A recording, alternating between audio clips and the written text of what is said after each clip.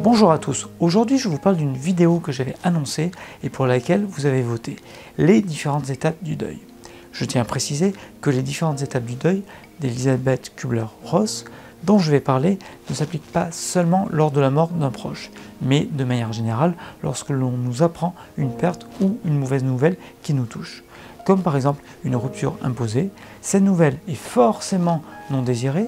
Donc, vous l'aurez compris, c'est lorsque l'on est face à un changement important pour nous et surtout non désiré que le deuil se met en place.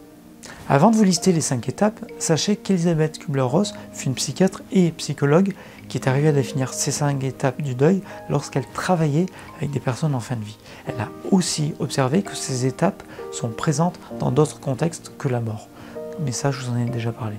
Je vous les présente tout de suite et après, je vous parle de choses importantes à savoir concernant ces étapes du deuil. La première étape est la phase de choc, de surprise et de déni.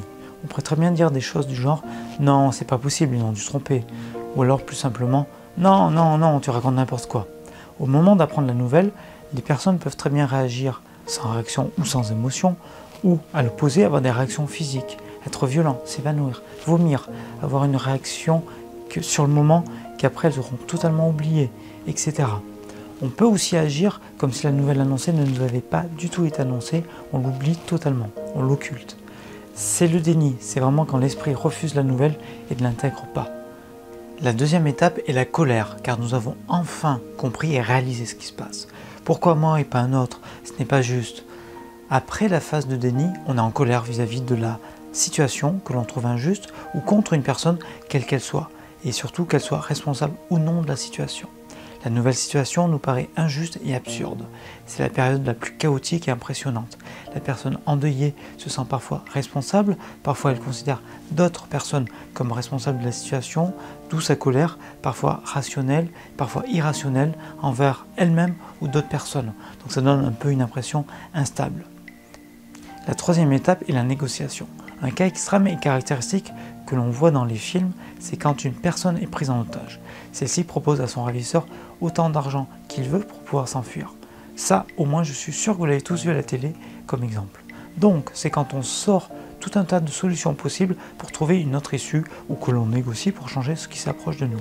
En bref, on exprime notre désaccord et essayons de changer la situation.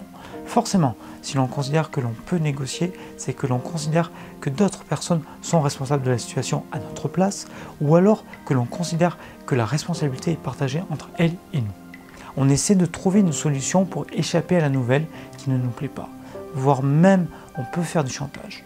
Un peu comme un enfant lorsqu'il essaie de négocier pour ne pas avoir une punition ou pour avoir un cadeau. Vous noterez qu'ici, la personne endeuillée commence à nouveau à réfléchir, alors qu'auparavant nous étions totalement dans les réactions instinctives et émotionnelles. On commence à se projeter dans le futur en tenant compte de cette nouvelle, puisque l'on négocie pour changer l'issue. La quatrième étape est la dépression. Je suis triste, j'en ai marre de me battre, j'en peux plus.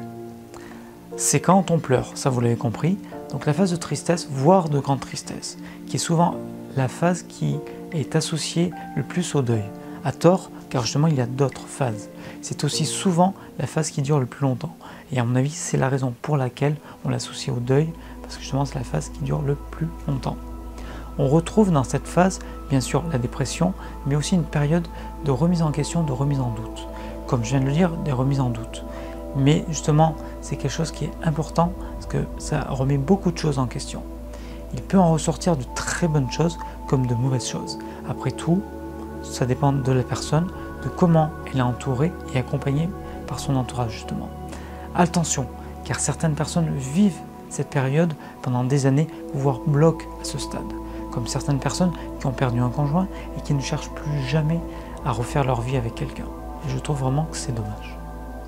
La cinquième et dernière étape est l'acceptation. Ok, c'est comme ça, j'accepte mon sort car je ne peux pas l'en empêcher. En effet, c'est la phase où on surmonte le deuil, on va mieux et on prépare le terrain pour la suite, et souvent se reconstruire. Si la mort n'est pas au coin de la rue, bien sûr. Tout cela car on a accepté la réalité, même si la tristesse peut encore être présente. Important, quelques réactions sociales et quelques informations sur le deuil, justement. Donc nous avons 5 phases de deuil, mais il est important de savoir que l'on peut faire des retours en arrière à une phase précédente, même si on a une phase donnée. Si on est à la phase 4, on peut très bien revenir à la phase 1, à la phase 5, on peut très bien revenir à la phase 3, etc. Pendant ces phases de deuil, nous avons des comportements différents. Certains vont s'isoler, d'autres auront besoin d'être entourés, certains seront introvertis, d'autres extravertis, etc. Les symptômes du deuil. Des symptômes peuvent apparaître comme la perte de mémoire, la perte d'appétit, troubles du sommeil, des douleurs, des problèmes de concentration, une dépression, diminution de confiance en soi, etc. Sur la confiance en soi, je reviendrai plus tard dans une prochaine vidéo sur la pyramide de Maslow. Bon, en gros, tout ce que je viens de vous expliquer, c'est qu'ici, le corps somatise. Et après le deuil, eh bien, se reconstruire. À la suite de ces 5 phases du deuil, il ne reste plus qu'à se reconstruire et aller mieux. Par la suite, je vais faire des vidéos justement sur cette thématique, comment aller mieux. Je mettrai en fin de cette vidéo un lien cliquable pour aller voir justement les vidéos qui seront créées. Je pense que je ne vais pas trop tarder à les faire. Alors certaines personnes représentent 7 phases du deuil au lieu de 5. Pour ma part, je suis resté conservateur avec les 5 phases initiales. Autre précision, attention, ce changement qui nous met en état de deuil peut être mauvais ou bon pour nous. Ça, on ne le sait pas à l'avance et quand les choses arrivent, on ne le sait pas forcément non plus. Il faut savoir qu'il est préférable d'accepter sa peine et de se laisser écouter sans retenue. Si l'on a envie de pleurer, eh bien, il suffit de pleurer. Si on a envie d'être triste, on a le droit. Car si vous ne le faites pas, il se pourrait que vous croyez avoir fait votre deuil et quelques mois après, ça ressort. Même ça peut ressortir pire. Donc, la conclusion, c'est faites votre deuil. La mère de cette théorie, Elisabeth, précise que tout le monde ne vit pas forcément toutes ces étapes, mais au moins 2, et que l'ordre peut changer selon les personnes. Attention, ne pleurez pas trop longtemps sur les épaules des amis, car sinon ils vont se lasser et partir. D'ailleurs ça j'en parle dans ma vidéo 6 trucs pour oublier son ex. Et surtout, une fois que tout cela est terminé, autorisez-vous à être heureux. Sachez que la séparation d'un couple, dans ce cas-là, en fait les 2 personnes font leur deuil. Tant la personne qui est à l'origine de la rupture que l'autre. La seule différence c'est que la personne qui est à l'origine de la rupture, elle a commencé son deuil avant. Voilà. Avant la conclusion, voici le vote, qui devient une habitude dans mes vidéos. Donc, je vous propose soit une vidéo sur des astuces, comment se mettre à une nouvelle activité et s'y tenir, ou alors une vidéo sur la confiance en soi, qui sera la première d'une série. Bon, pour choisir, en dessous vous avez un commentaire pour chacune des vidéos que j'ai mis, et vous cliquez sur le pouce positif pour justement voter pour cette vidéo. Pour conclure, je vous ai parlé des 5 phases du deuil. Ceci vous permet de comprendre qu'il est tout à fait normal et naturel de passer par ces phases-là. C'est même nécessaire pour pouvoir se reconstruire et pouvoir à nouveau avancer en s'autorisant d'être heureux. Surtout, faites votre deuil, sinon tôt ou tard il va vous rattraper comme un boomerang. Sur ces paroles, je vous laisse faire votre choix et surtout bougez-vous. Dites-moi en commentaire quel type de deuil vous avez vécu et si vous aviez déjà identifié ces étapes. Dites-moi aussi en commentaire les sujets que vous voudriez voir abordés en vidéo. Encore merci à vous pour votre fidélité et d'autant partager mes vidéos. Continuez.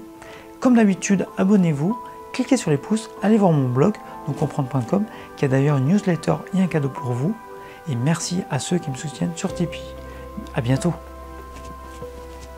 Donc oui, ma chaîne a eu un an. J'ai dépassé les 2300 abonnés et les vues ont dépassé les 300 000. Et tout cela s'accélère. Et bien évidemment, je vous en remercie.